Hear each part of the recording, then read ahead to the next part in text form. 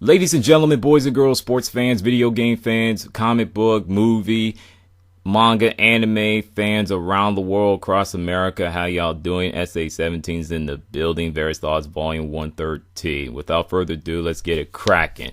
Now, with Deadpool, the movie be coming out this Friday, everybody who is a Deadpool fan should be excited.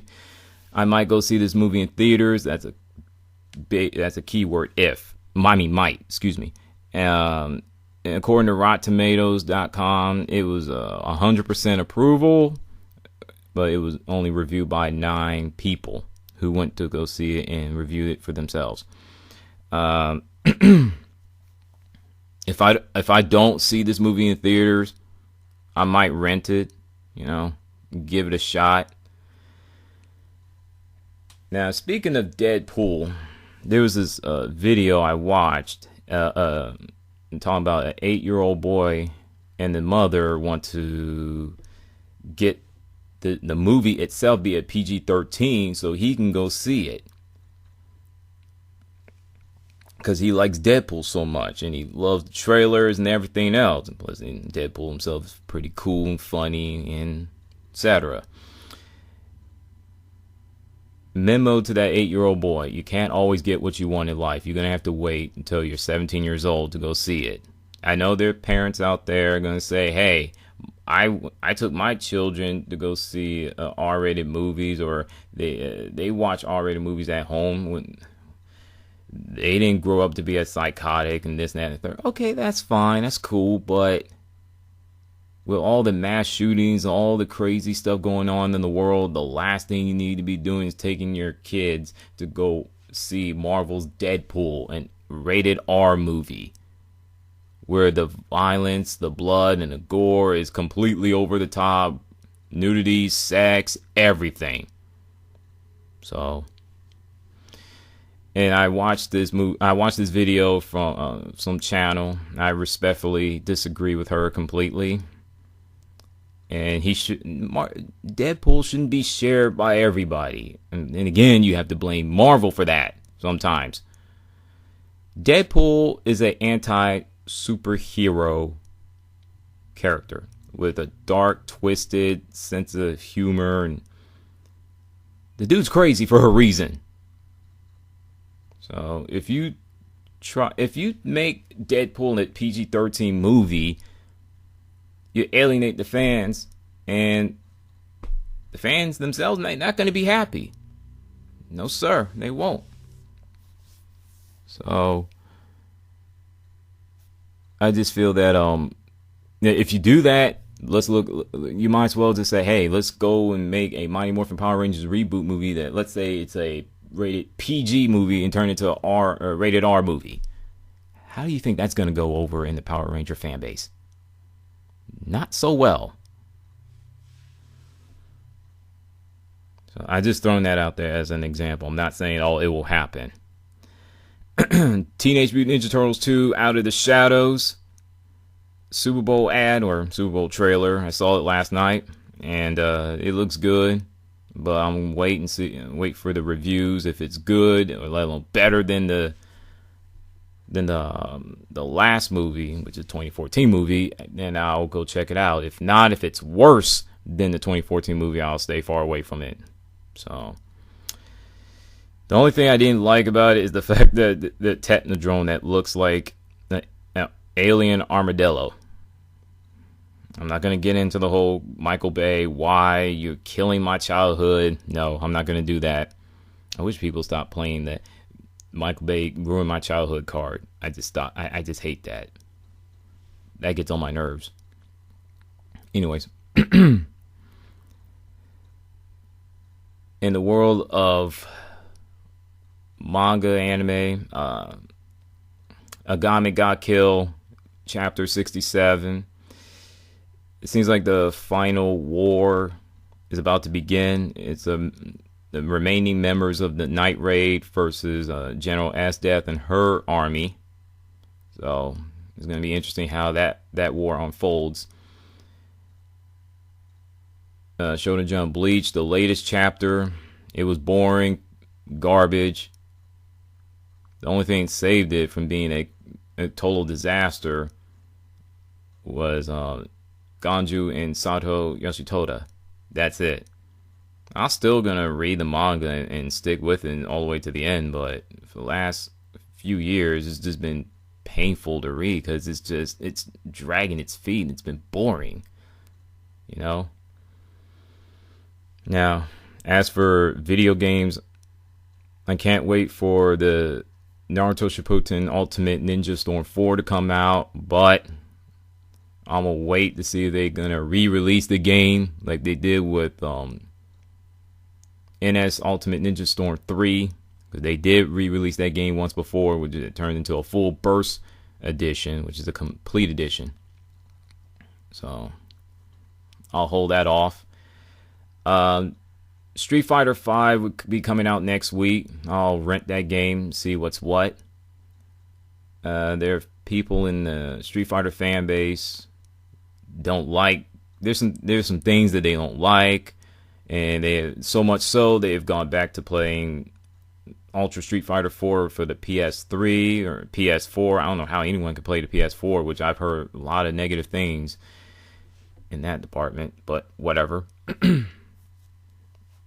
There's some things that they can't get used to or can't handle it.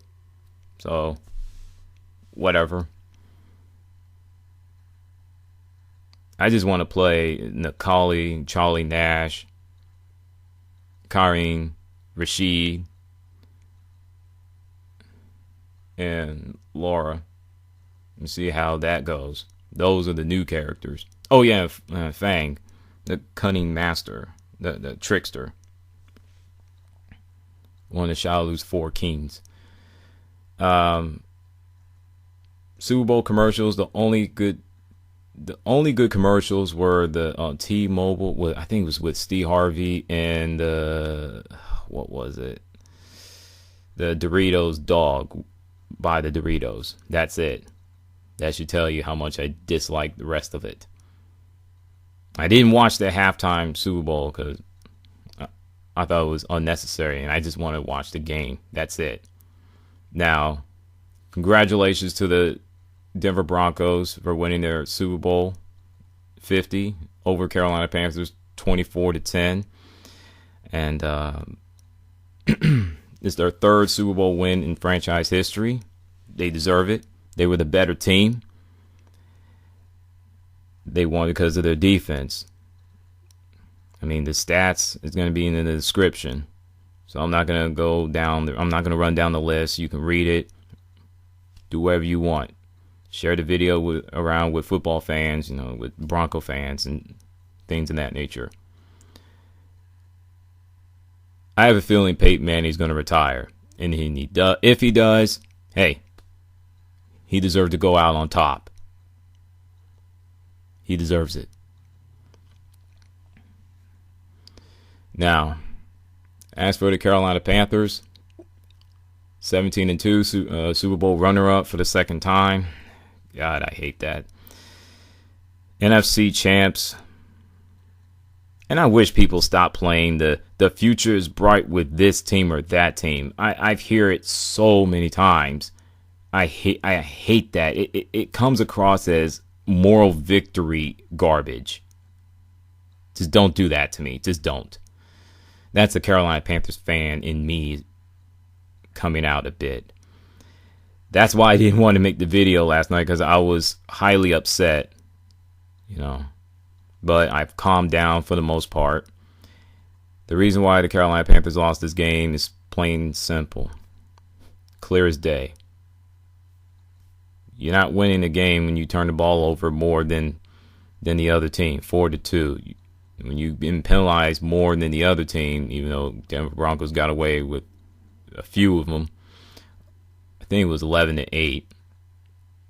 You're not winning the football games. And the special teams, their IQ, they left their IQ at the Bank of America Stadium. The offense, I don't know what happened. They were doing okay in the first half, but second half, it just went down the tubes from there. I mean, Mike Shula, who's the offensive coordinator for the Carolina Panthers, I mean, he pulled. I feel that the entire offense pulled a 2012 on me.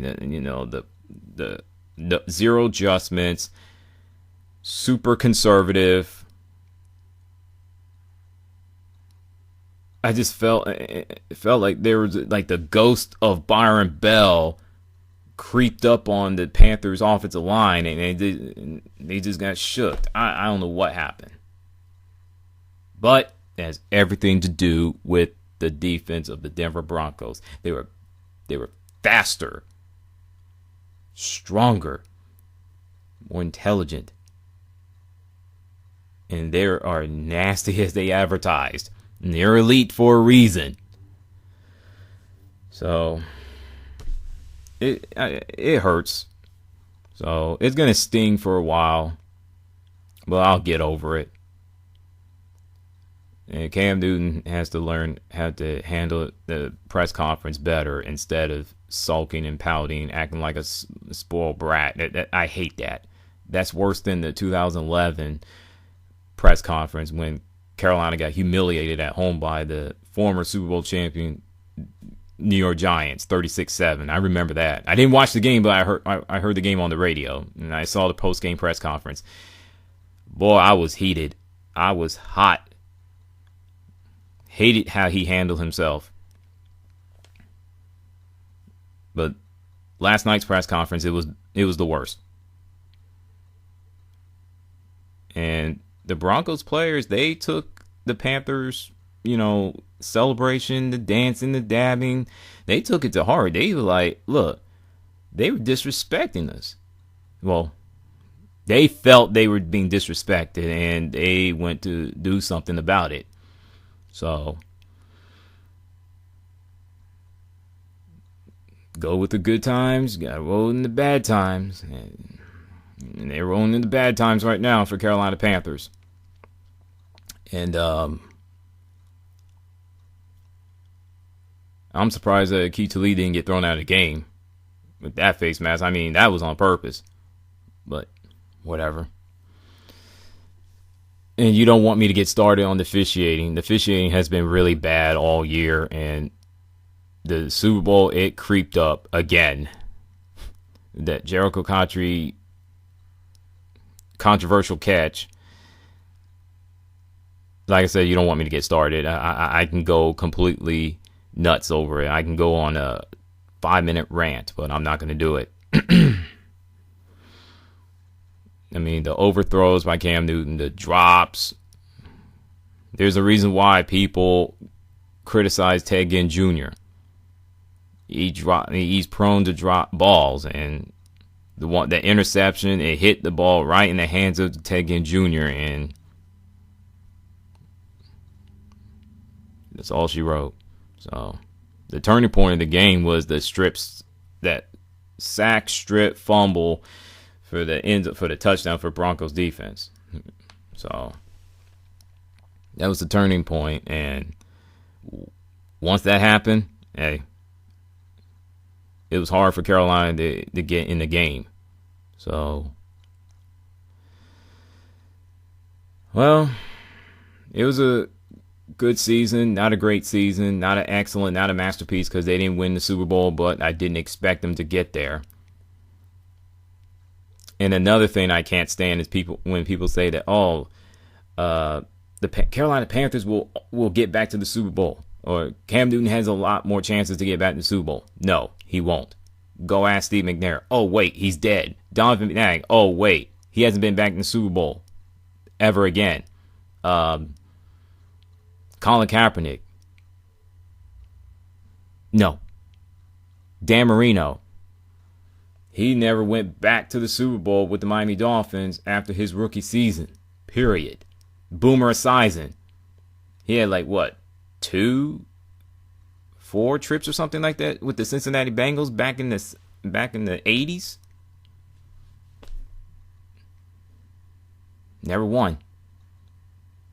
So you can't predict the future with the teams. You don't know what can happen. You don't know. So, like I said, good season. Keep pounding. And you got two choices, Carolina Panthers.